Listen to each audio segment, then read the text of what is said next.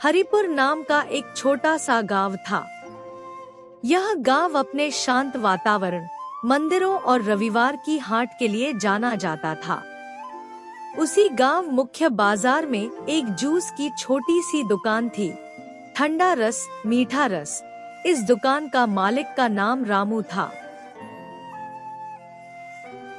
रामू एक गरीब किसान था जो शहर में आकर मेहनत करके कुछ बनना चाहता था। उसने पहले एक बड़े होटल में जूस बनाने का काम किया और वहीं से जूस बनाने की कला सीखी। कुछ पैसे बचाकर उसने अपनी छोटी सी दुकान शुरू की। शुरुआत में रामू बड़ा ईमानदार था।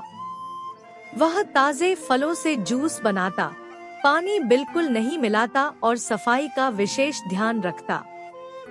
धीरे धीरे उसकी दुकान मशहूर हो गई और ग्राहक लाइन लगाकर उसके जूस का आनंद लेने लगे।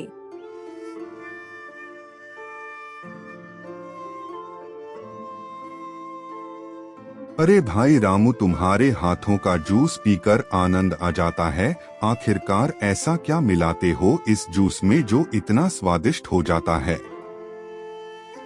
बस ये तो भगवान का आशीर्वाद है और आप लोगों का प्यार है जिसके कारण मैं ऐसा जूस बना पाता हूँ। जैसे जैसे ग्राहक बढ़े, रामू की कमाई भी बढ़ने लगी। उसका रहन सहन बदलने लगा। पहले वो छोटी सी झोपड़ी में रहता था, अब उसने नया घर ले लिया, चमचमाते जूते पहनने लगा। लेकिन अब रामू के मन में लालच भी घर करने लगा था। अगर मैं हर गिलास में थोड़ा पानी मिला दूं, तो फल भी कम लगेंगे और पैसे भी ज्यादा बचेंगे।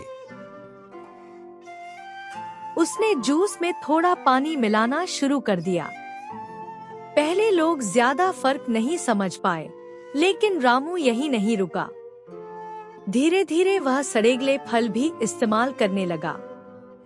अब उसका मकसद बस मुनाफा कमाना था, चाहे ग्राहकों की सेहत को कुछ भी हो। रामू की दुकान अभी भी चल रही थी, पर धीरे धीरे लोगों को उसके जूस का स्वाद अजीब लगने लगा। अरे भाई रामू, तुम्हारे जूस का स्वाद दिनों दिन कम होता जा रहा है। कहीं तुम पानी तो नहीं मिलाने लगे हो? ऐसा कुछ भी नहीं है, मेरे जूस का स्वाद पहले से बेहतर है। अगर तुम्हें पीना हो तो पियो, नहीं तो आगे चलते बनो, फालतू की बातें ना करो। मुझे जैसा लगा मैंने बोल दिया, इसमें इतना अकड़ने की क्या बात है? वह व्यक्ति वहाँ से चला जाता है। उसका जूस पीने के बाद कई बार लोगों को पेट दर्द की शिकायत होने लगी। एक दिन शहर के एक प्रसिद्ध डॉक्टर सक्सेना, जो खुद वहाँ से जूस पीते थे, को तेज दस्त और उल्टी हुई। उन्होंने जांच करवाई तो पता चला कि जूस में बासी फल और गंदा पानी मिला था। डॉक्टर ने अपने सोशल मीडिया पर पोस्ट डाली और नगरपालिका को शिकायत भी भेजी।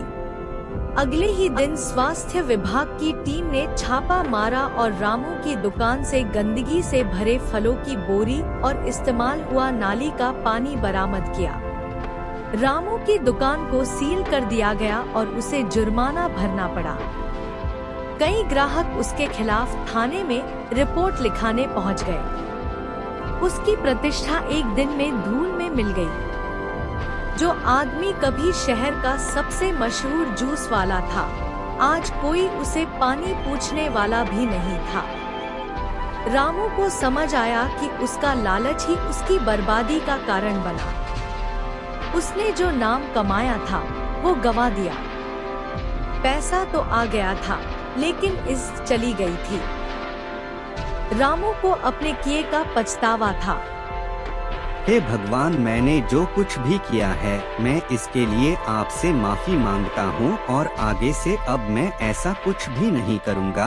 और आपसे विनती है, आप मुझे कोई और नया काम दिलाने में मेरी मदद करें। कई महीने तक रामू को कोई काम नहीं मिला।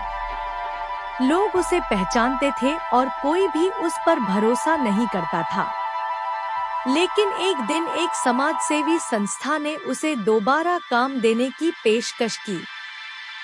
हम तुम्हें काम तो दे देंगे, पर हमारी कुछ शर्त है कि तुम अपनी पूरी ईमानदारी से काम करोगे और बाकी लोगों को भी सेहतमंद खानपान के लिए प्रेरित करोगे।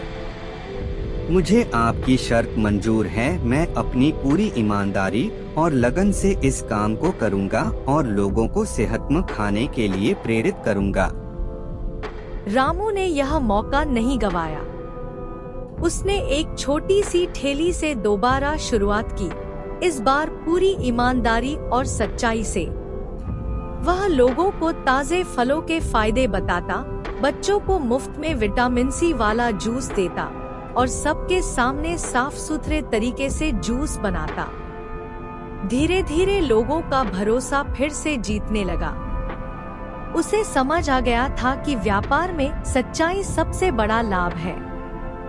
हमारे पास जीवन में कितना ही धन आ जाए, पर हमें कभी भी घमंड या लालच नहीं करना चाहिए।